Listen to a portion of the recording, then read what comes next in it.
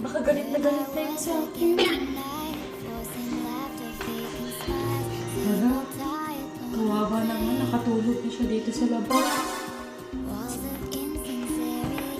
Nakakaawa naman si Sophia. Parang nakakonsensya na ako, guys. Parang hindi ko na kaya ituloy itong vlog na to. Papasukin ko na siguro siya, guys. Papasukin ko na siguro siya. Sorry na ako. Hindi ko talaga kaya, guys. Sorry, guys. Sophia. Sophia, pwede ka na pumasok. Sophia, pasok ka na. Okay na yung... Uy, Sophia, end na natin yung vlog.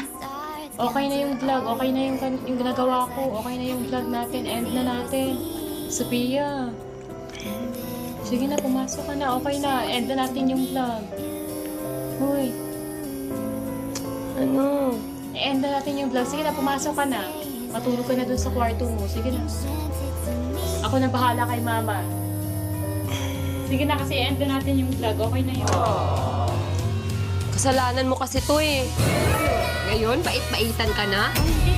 Mag-end lang tayo ng vlog. Kanina, kahit ano yung pinanggagawa mo sa akin masasama, kasalanan mo pa nga ata na pinalabas ako dito, nakatulog ako dito, at ang daming lamok. May ubo ako, may sipon ako.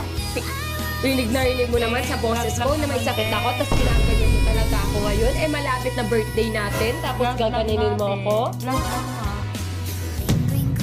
Vlog? Oo, ikaw nga diba? Wala kahit anong vlog na gusto.